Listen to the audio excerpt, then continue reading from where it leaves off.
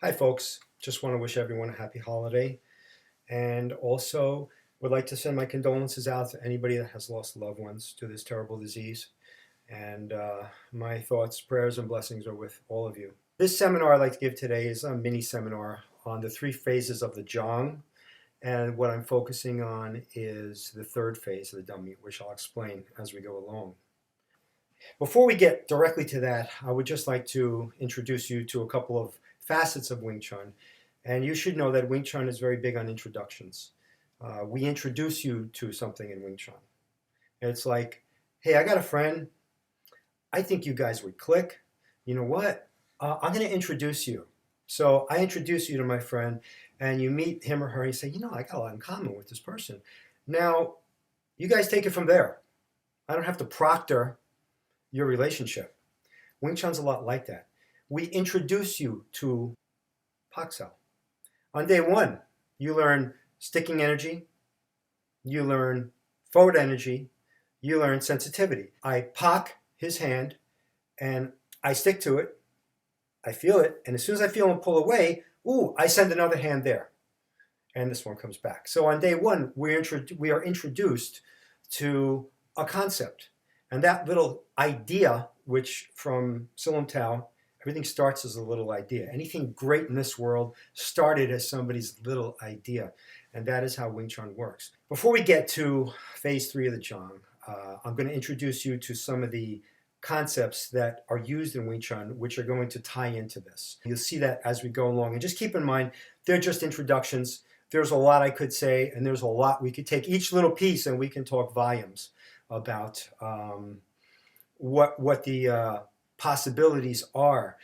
Very much in Wing Chun, sometimes there'll be one section is its own little idea, which unto itself becomes its own system, where it has different levels.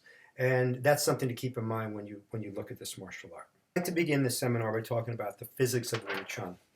Now, most people understand the concept of the triangle, and the triangle within the square within the circle. Well, there's a lot of geometry in traditional Wing Chun, and talking about the different theories, the center line, the theory of facing.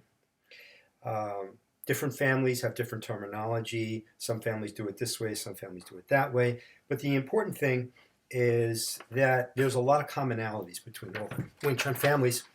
And one of them is one you already know, which is Wing Chun uses the triangle or the wedge in so many fashions. But that's one linear way to describe the theory behind Wing Chun. There's a much bigger one. And first you have to understand that there are two sides to Wing Chun. There's the harder male side, and then there is the softer feminine side of Wing Chun. Families, whatever, they play the harder side of Wing Chun. And sometimes they don't teach the softer side until much later on. But I just want to show you in brief how Wing Chun works as far as like what are the physics behind it. Here's this piece of paper I got in my hand. It is exactly that. I hit this hand with the paper. Not a big deal, right? Not soft. And I take this paper, I crumple it up.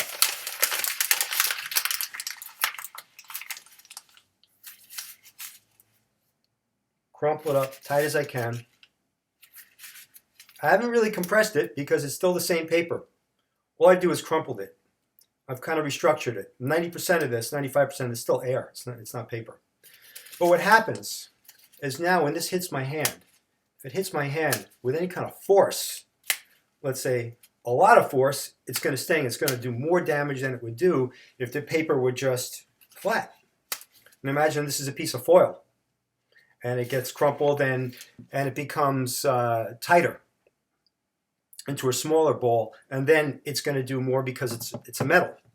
What you need to understand regarding this is that in Wing Chun, as soon as your hand is here and then it goes in front of your body, it starts to become the paper crumpled because we use a linear energy, and by the hand being in front of the body, that is giving us different type of like a crumpled structure, so to speak. So that's one element. Now, another element I talked about in my Bakwa video is the idea of closing the armpits, closing the elbows, closing the wrist. You can close the knees, you can close the center of your thigh. And other martial arts use this. It's not exclusive to Wing Chun. Even in sumo, they close the armpits. In a lot of silat arts, they close the armpits.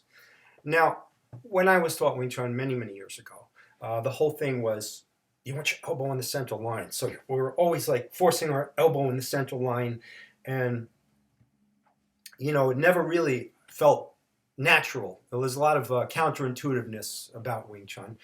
And the real thing I learned over the years, it's not about the elbow in the central line. It's about your elbow in front of your body in a very relaxed fashion. As soon as you force it into the center, then you're creating tension. You're blocking off a lot of the hydraulic energy that your body uses to deliver force. In actuality, whenever the hands are in front, right, we are the crumpled up paper.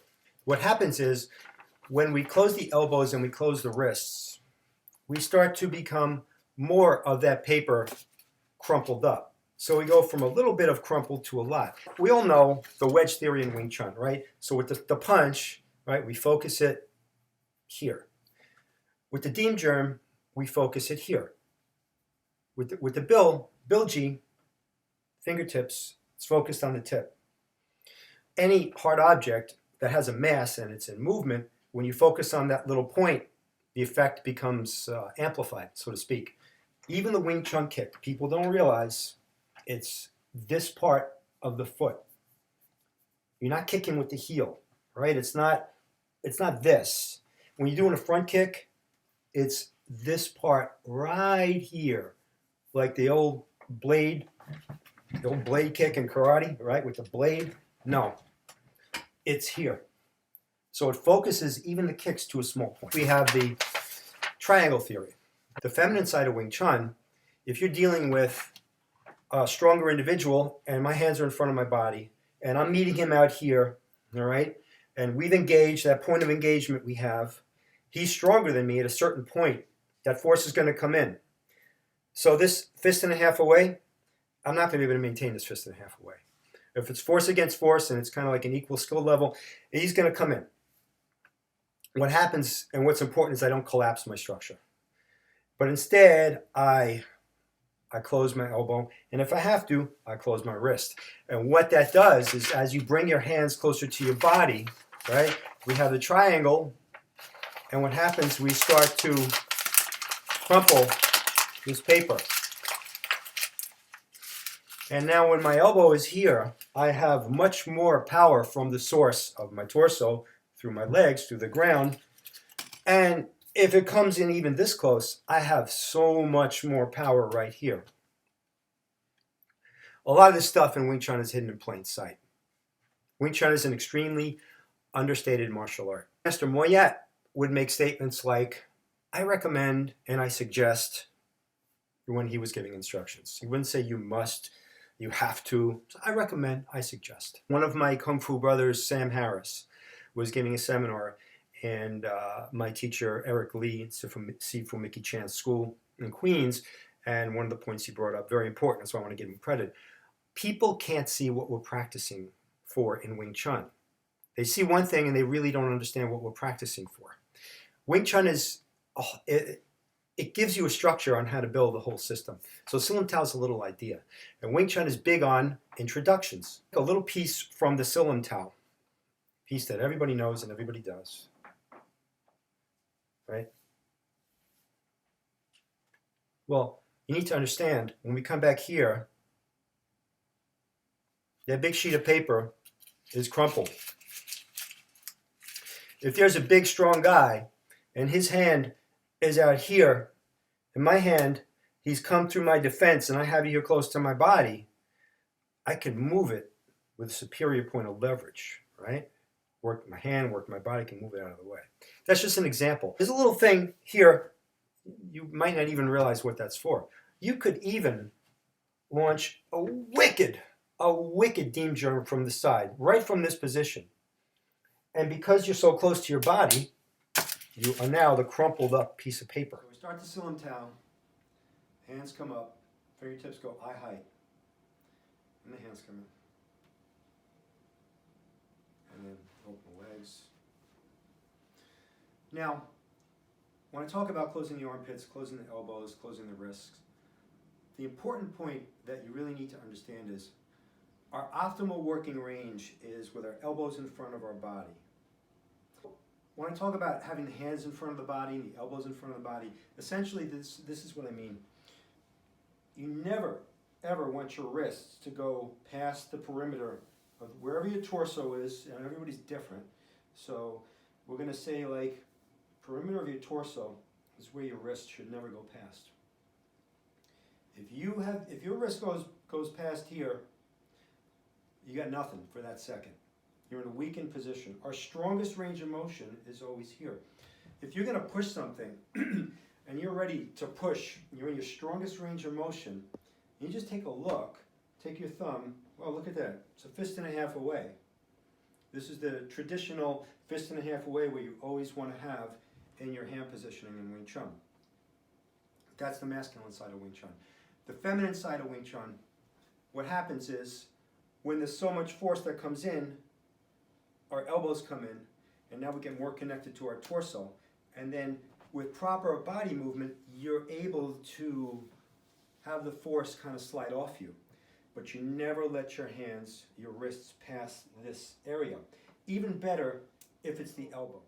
To give you an example of what I'm talking about, by not having your elbows or your hand go past,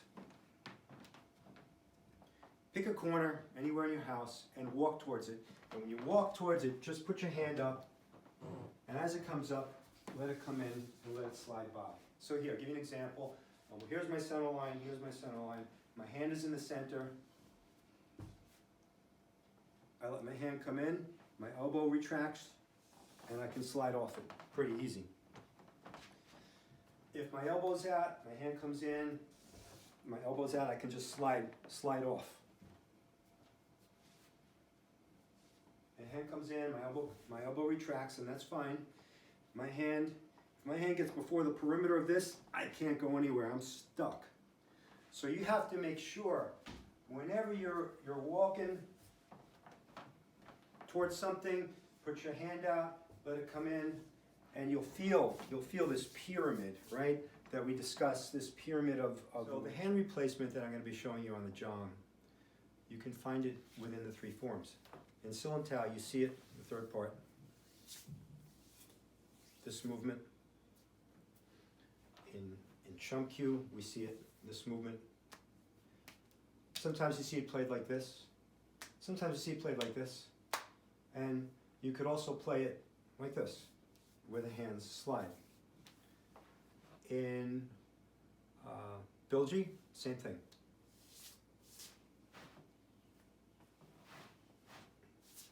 So right there. So in these three forms, you see the whole concept of hand replacement. And when you do your chain punching, the punches can even work against your own arm. So you're shortening that distance. The shorter distance you have when you're striking, it means the faster you're going to be able to come in and the tougher it is. Because in Wing Chun, what we're always trying to do is put our two hands with hand unity close together. So whatever we're going for, we want our hands working ideally with our elbows out, but if there's an overwhelming force, no, we're going to let our elbows come in and then we're going to take a closer range and a side and an angle. So we're working the masculine and the feminine together. This is a drill. Some people call it Lot Sao, some people call it other things. And basically this is a hand replacement drill. So what happens is my hand meets her hand, and what I'm going to do is replace it with another hand. And she's going to meet and replace. And when I feel pressure, this pressure that is stronger than what I can do, is I replace with this hand, and we take turns, and we play with it. Now it's not angle dependent. Continue. Right? You could use the tan, you could use your John Sao, you could use your Bill Sao. You can just start playing it, just freeform it. And what you'll learn is that as you do your techniques, and this hand meets this hand, what happens is sometimes I'm building a scaffolding to get in her bridge. It's like a bridge. So here, this is real strong. I can't get by it. So I put this hand here. That kind of supports it. And now I maintain contact and I come over my own arm. So we've created a scaffolding here. So in Wing Chun, we are always, just give me your hand up this way. We are always working along the line, and we're striking along not just the opponent's arm, we're striking sometimes along our arms where I have come up, just give me your hand, and I've created a scaffolding. So here, I meet resistance. I put a little scaffolding here and I keep going. Now if I were to meet more resistance with that hand, then I'm just going to come over and I'm going to continue this. You'll see hand replacement done in the form of traditional techniques, and here's one, for example. So I do a lap and I do a punch and she does a bond, right? So we see this a lot. So a counter is this. I turn my punching energy off, I go to her elbow and I come with a low palm strike. And right from here, I come up with a tan and I come with a follow-up palm strike. And then as I'm driving in, I can come with another and another. So you can see it's almost like a circle here. But because I'm not taking off contact at any point, that's why this works. Not completely. This works because in actual application, if you were doing it really fast, you're coming in. So I'm driving in, I'd be driving in. So the person would be at least 5 or 6 feet back during these techniques as they're done. There's 3 ways to play the wooden dummy. There's the playing the dummy for the dummy, playing the dummy for self, and playing the Darhung Jong, which is the dummy form without the form. So that would be like you're playing it in the air.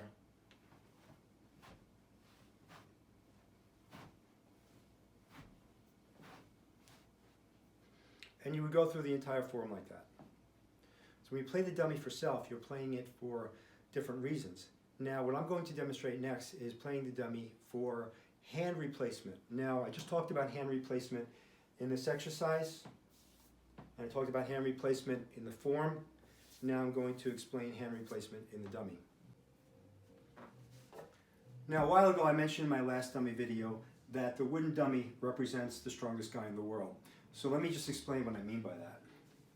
When you're playing the dummy, you notice the arms come out at an angle, right? They come out at an angle. So if I were to just take my hand right here at the first point of contact where it flares out and press in, what happens is the dummy is like forcing me to drive forward. So I cannot drive through his attack. Therefore, he represents someone who's stronger than me. So what do I have to do if I want to get here past this arm? Well, what I have to do is I have to get my center line inside of his, and so I do that, and now I'm able to come in. When I'm playing the form, I'm imagining that there's a force coming in at me, and it's going to go by. It's going by me. Like this force of the dummy, you have to kind of use your mental imagery and understand when you're coming like this force can be coming at you, or you can be coming from the side of the force, and this is the energy of this force. And his arms don't move. You have to make the adjustments. That being said, when you play the dummy for the dummy, it's very strict. It's the way you learn the form.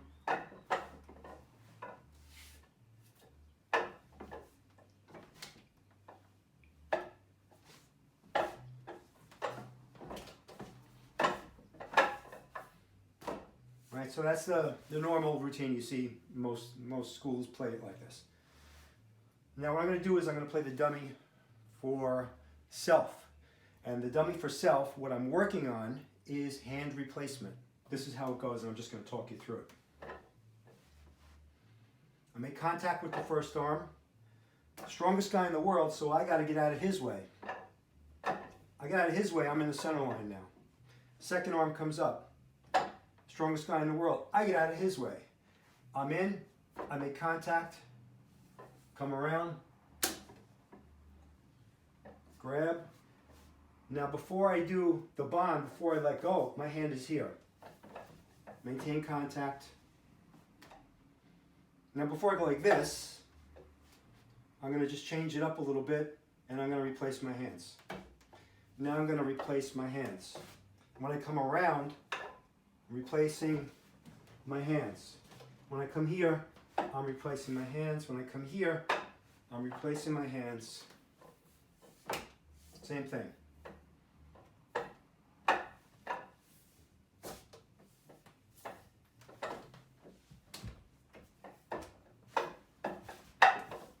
So my hands are always in touch with the dummy.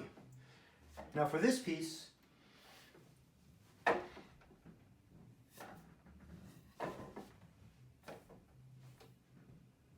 I'm striking along the arm. Striking along the arm. This comes around, sends energy in, pulls it back, striking along the arm. Punch. Now for the lower bond, if we use it, I'm playing this with a lot of momentum coming at me. Oh, I'm out of the way. Now I step, I'm out of the way again.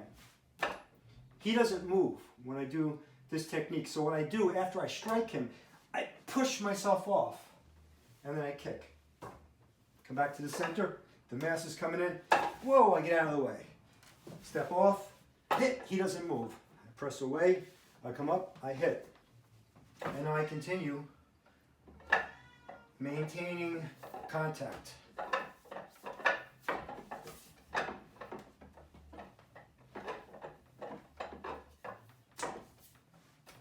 Hand replacement, hand replacement.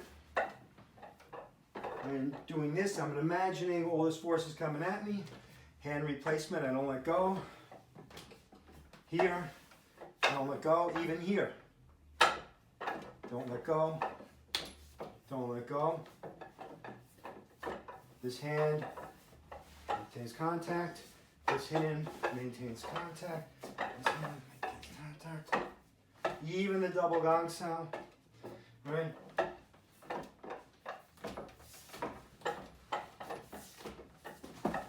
Here. See this?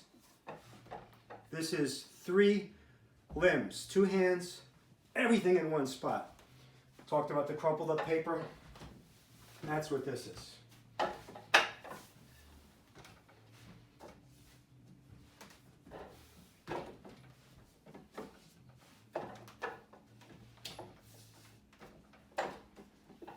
Notice everything is still contact. Here.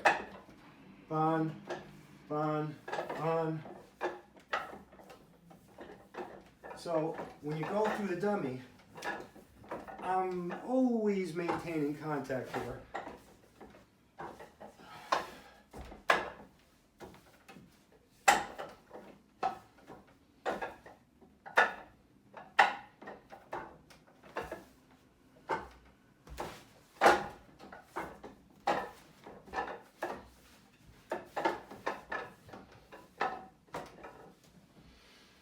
So in essence, every technique I did, before I did something else, I replaced the hand. I almost like created a type of scaffolding here, which is how Wing Chun works. Now, I'm demonstrating this in slow motion. In reality, when you apply your Wing Chun, it's like taking out a gun and going bang. Your hands have to fly up. And you have to come in with all this incredible Chung Chi and force. And wherever you meet resistance, you just have to instinctively be able to go around that resistance. So, since we're all training at home a lot, you can take this time to play the dummy for self, which is just one way to do it. Okay, you can play it that way. And in my other videos, I showed you some other things that you can do with the dummy and give you some examples. But this is a good one because you have to learn the softer side of Wing Chun, the more internal side of Wing Chun. So I hope you enjoyed this video. I hope you get something out of it. Play with this, work on it, and see where it takes you.